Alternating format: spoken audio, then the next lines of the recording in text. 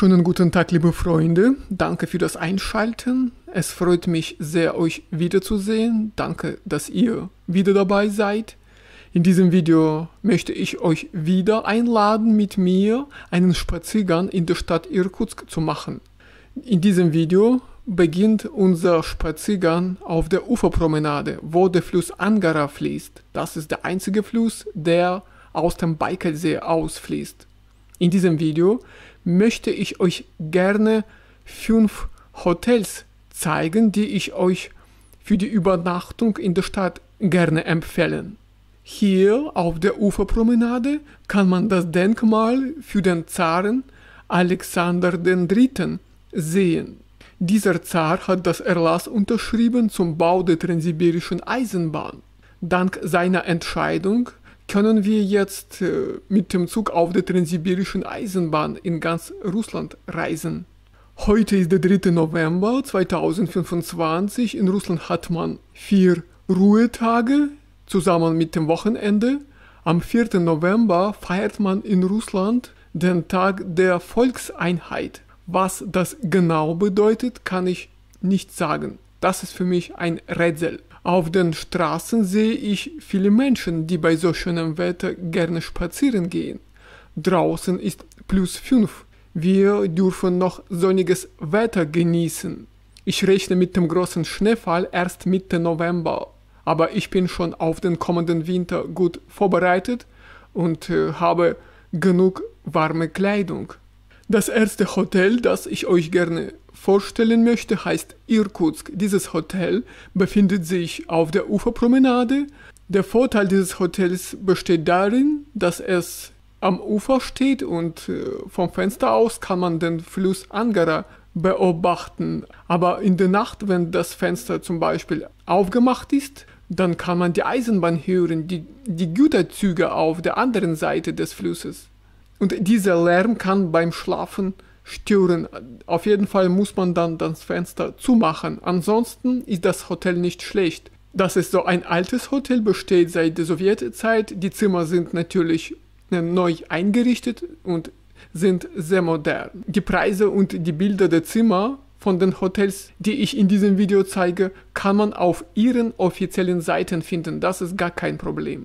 Das zweite Hotel in diesem Video heißt Taiga. Dieses Hotel ist für mich eine angenehme Überraschung. Ich habe es erst in diesem Jahr entdeckt durch Zufall. Ich hatte Besuch aus Deutschland und deutsche Gäste waren in diesem Hotel zum Übernachten. Und ich muss ehrlich sagen, das ist ein sehr gutes Hotel mit guter Küche und die Preise sind auch so angemessen. Also dieses Hotel möchte ich euch auch gerne für ein paar Nächte in Irkutsk empfehlen. Und die Lage dieses Hotels ist auch zentral. Und vom Hotel aus kann man alle Sehenswürdigkeiten erreichen. Man kann im Stadtzentrum ruhig spazieren gehen. Also die Lage ist sehr bequem. Das Hotel befindet sich nicht weit von der Uferpromenade, wo die Kirchen gelegen sind. Dort kann man auch die Gedenkstätte für gefallene Soldaten im Zweiten Weltkrieg anschauen. In der Nähe befindet sich auch die katholische Kirche, gebaut von Polen sowie die Gebietsverwaltung. Heute an diesem Tag gab es zum Glück nicht so viele Autos in der Stadt. Ich habe den Eindruck bekommen, viele Menschen waren außerhalb der Stadt, entweder am Baikalsee oder auf der Datscha, weil das Wetter heute sehr gut mitgespielt hat. Nicht weit von der Gebietsverwaltung befindet sich die Kirov-Grünanlage oder Kirov-Park und daneben steht das bekannte Hotel Angara. Das ist ein sehr großes Hotel, ist auch empfehlenswert. Die Lage ist sehr zentral. Ja, man kann dort auch für ein paar Übernachtungen unterkommen. In meinen früheren Videos habe ich dieses Hotel schon mehrmals gezeigt, aber es ist schon lange her und ich bin deswegen auf den Gedanken gekommen, noch ein Video mit den Hotels zu machen, weil die Urlaubszeit bald wieder kommen wird. Ich meine, im Winter kann man den Baikalsee besuchen und später dann im Sommer ist der Baikalsee sowieso besuchenswert. Und ich weiß, viele Menschen beginnen mit der Vorbereitung schon viele Monate im Voraus. Und dieses Video mit den Hotels kann auch für manche Leute von Nutzen sein. So hoffe ich mindestens. Auf meinem Weg, nicht weit vom Hotel Taiga, befindet sich ein 5-Sterne-Hotel mit dem Namen Rodina.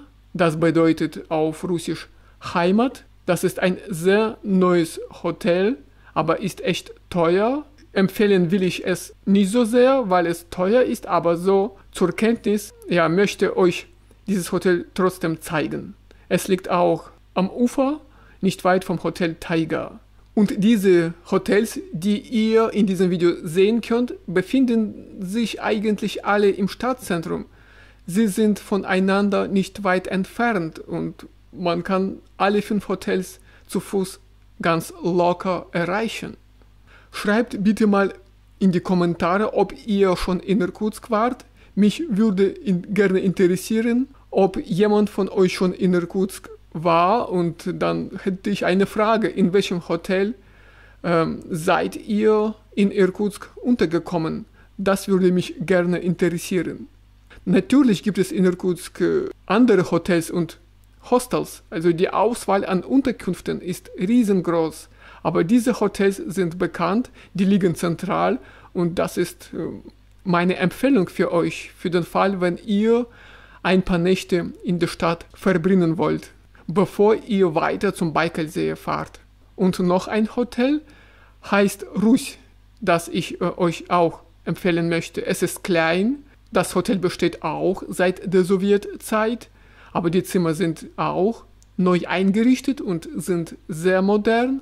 Leider sind die Zimmer nicht so geräumig, aber als Alleinreisender kann man dort für ein paar Nächte trotzdem unterkommen.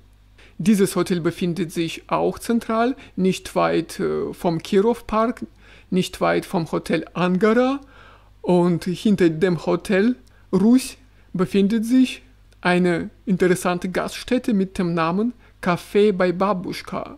Dieses Café bietet hausgemachte Küche.